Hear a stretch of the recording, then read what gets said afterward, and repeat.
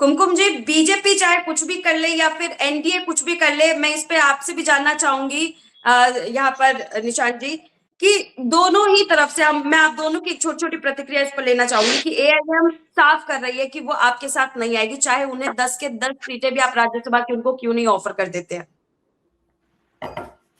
ये सवाल आपका मुझसे है प्रियंका जी? आप दोनों से छोटा छोटा कमेंट, पहले कुमकुम जी आप। मैं यही कहना चाहूंगी कि उनको फिर ये ख्याल भी कैसे आया कि वो तो अपनी बातों को बोलने का कुछ भी बोल जाएं कि हम उन्हें सपोर्ट भी करने के लिए जा रहे हैं। उनको ये तो बहुत अच्छे तरीके से पता है कि हमारा को तो कोई सपोर्ट का कोई सवाल ही नहीं उठता। ये सोच भी लेना और ये बोल देना, ये उनके लिए सपनों का, कहते हैं कि अपने सपने बुन सकते हैं अपने।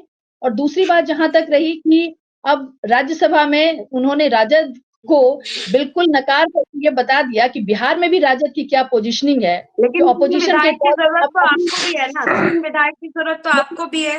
अगर बीएसपी भी हम अगर आपको सपोर्ट करने के लिए आती है तो उनके पास भी सिर्फ और सिर्फ एक ही यहाँ पर विधायक है, एआईएम आईएम ही है जिनके पास पूरे 5 सीटें हैं। कुमकुम जी, यह समय बताएगा, ज्यादा वक्त नहीं है और आपको पता चल जाएगा। सबसे दुखद बात तो यह है कि उन्होंने बिहार में, मतलब राज्यसभा में अपने प्रतिनिधित्व को दर्शा करके यह बता दिया कि बिहार में हमारे पास जो ऑपोजिशन के तौर पे है वो छोटी छोटी पार्टियां उभर रही हैं, राजद तो है ही नहीं सीन में। तो ये तो देखना होगा। तो फिर वो कैसे सोच सकते हैं कि राज्यसभा में अपना हम प्रतिनिधित्व बना लेंगे। तो 5वीं सीट का तो आंकड़ा जो है, जो हमारे पक्ष में है, वो आप ठीक देखते है, जाइए ठीक और है। हमारे पक्ष में भी है। निशांत जी, आपकी क्या प्रतिक्रिया है? अभी आपने एआईएम आईएम प्रवक्ता को सुना एआईएमआईएम के आपने। प्रवक्ता महोदय तो चले गए और उन्होंने कहा है कि मैं बीजेपी को समर्थन नहीं करूंगा। हो सकता है कि लोक जनशक्ति पार्टी रामविलास का कोई नेता अगर चुनाव लड़े और उनकी सहमति बन जाए। देखिए, निश्चित तौर पे होता है कि मुद्दों की लड़ाई होती है, लेकिन कई जगह ऐसे भी होते हैं कि मुद्दों की लड़ाई तो होती है लेकिन कभी कभी मुद्दा भी सेम होता है। तो ये विषय अभी आने वाले समय में सभी को स्पष्ट जवाब मिल जाएगा। हम इतना उम्मीद जरूर करते हैं कि जो 5 सीट है इस पे एनडीए गठबंधन जीतेगी और जीतकर राज्यसभा में और मजबूत बनेगी। बिल्कुल।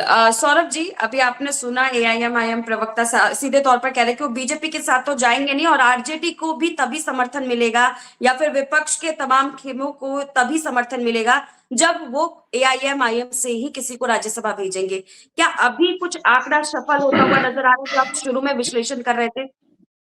मैं राम पुकार जी अभी आपके जी पास भी बिल्कुल। आऊंगी सौरभ जी का एक छोटा सा कॉमेंट लेकर के। जी बिल्कुल, सबसे बड़ी बात है जी कि जी एआईएम बिल्कुल, थोड़ा आईएम की ये नेटवर्क प्रॉब्लम चल गुगली रहा है। है मेरा। जी जी सौरभ बिल्कुल, जी। एआईएम आईएम की ये गुगली है और निश्चित रूप से अभी चूंकि थोड़ा सा टाइम है, हालांकि आज से नॉमिनेशन शुरू हो चुका है और 5 मार्च तक नॉमिनेशन होगा। 16 मार्च को वोटिंग होनी है, यानी ऐसा भी नहीं है कि बहुत ज्यादा समय है। और एक्सरसाइज जो है वो हर पार्टी के तरफ से आज से शुरू हो चुकी है। अब से कुछ देर पहले जैसा कि मैंने पहले बताया कि नितिन नवीन जो है वो पवन सिंह से मुलाकात किए हैं और पवन सिंह उसके बाद मीडिया के सामने उन्होंने यह भी कहा है कि जो मालिक का आदेश होगा वो मैं पालन करूंगा। तो पवन सिंह का नाम जो है वो सबसे तेजी से आगे आ रहा है। यानी 2 बीजेपी की जो सीट होगी, पहला उसमें राष्ट्रीय अध्यक्ष नितिन नवीन जाएंगे क्योंकि वो अभी विधानसभा के सदस्य हैं।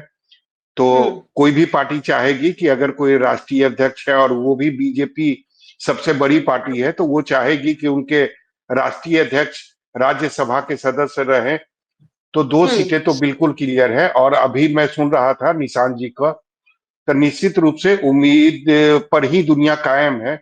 वो कह रहे थे कि एआईएम आईएम कह रही है कि हम बीजेपी का सपोर्ट नहीं करेंगे। इसका ये मतलब नहीं है कि लोजपा आर का वो सपोर्ट नहीं करेगी। तो निश्चित रूप से उम्मीद अच्छी बात है और उम्मीद होना भी चाहिए, लेकिन मुझे लगता है कि सब कुछ एआईएम आईएम पर निर्भर करता है कि किसे वो समर्थन देती है। और जिस तरीके से एआईएम आईएम का ये कहना कि मैं बीजेपी का तो बिल्कुल समर्थन नहीं करूंगा,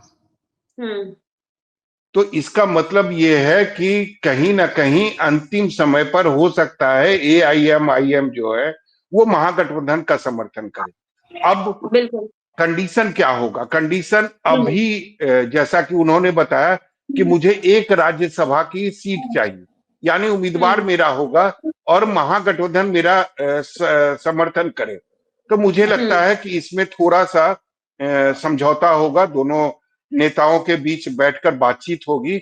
और जैसा कि मैंने पहले बताया, या जो बातें आ रही है चर्चा में, उसके अनुसार हो सकता है कि महागठबंधन की तरफ से एक एमएलसी की सीट जो है वो वादा किया जाए, प्रॉमिस किया जाए एआईएम से कि आने वाले समय में हम आपको एक एमएलसी की सीट देंगे, बदले में जो आपके 5 विधायक है वो